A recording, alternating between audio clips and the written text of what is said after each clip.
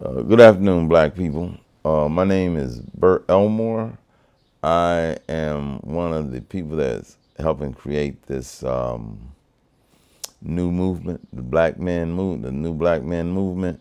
So I thought I would just give you a little background about myself. I was born and raised in Indianapolis, Indiana. I went to Shortridge High School. What's important about that is I was a high school student in the 60s. And if you know anything about the history of this country was about protests, about people moving forward, particularly black people. Black people was like, yo, we created black power conferences, we created marches, we fought, there were riots, we burned down some cities, because we wasn't getting what was justly due us. So as a product of the 60s, a lot of people left it alone, but I didn't leave it alone. Just as radical as I was probably back then, if not more radical. I understand the system better. But anyway, my background, I went to Shortridge High School, helped start the Black Student Union there, and I just joined every black organization I could for years and years. And like I joined the NAACP youth chapter. I became president of that. I went to SCLC. I became their youth president. I was involved in everything black that I could get my hands on, or I could go to. I'm just a fanatic about loving my people. So what happened in 1976? I had been like working on people's campaigns and being political and doing everything, what young activists do. And then in 1976, I think I led one of my big, I know it was the biggest protest I had ever led. I led it for jobs.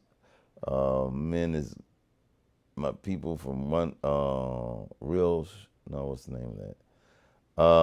People for Jobs, and that was the organization. I remember, but I couldn't remember just now like that. But People for Jobs now and the Black Bow Brothers, basically one and the same. And we went down to the city government and told them we don't have no jobs. And we told them, we didn't ask, we demanded, you all create some jobs for us. And that was when I first understood what Frederick Douglass said: power concedes nothing without a demand, never has and never will. And we demanded. And make a long story short, we asked for 1,400 jobs. They gave us 300. And then after that, because of some more agitation on our part, we end up making the city create 3,000 jobs. So when I took one of the jobs, and worked for a few years, still, and that's why I'm gonna tell you why I went to law school. I was working the job, it's called CETA back then, the CETA program, where they created jobs for the hardcore unemployed, and help stimulate the economy, local economies with employment. What happened is that I found out that the city wasn't paying the CETA workers the right amount of money. They were supposed to bring us in at regular salaries of what that occupation paid, but they was paying us less money.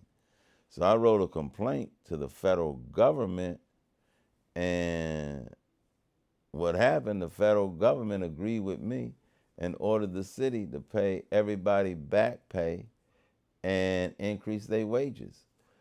And my friend, who was an attorney, and he's down there, brother, he said, look here, nigga, if you were going to law, if you were a lawyer, you'd have got a third of all that money the city had to pay in terms of back pay. You wrote a complaint, they agreed with you, but you ain't no lawyer, so you don't get paid. So I asked him, I said, so what I need to do to become a lawyer? He said, you got to go to law school. I said, well, how long does that take? He goes, I would love to get paid helping my people for helping my people. He told me, this is what Pat Chavis said. He said, Nigga, you got to do 7 years. I said, what? He said, 7. And I walked out of his office and I said, it can't be no faster than that, Pat. He said, nigga, I said 7 years. I walked out of his office, I scratched my head and I said, 7. Damn. I walked back in and opened the door and I said, I'm gonna do it. And that's what led me to becoming a lawyer.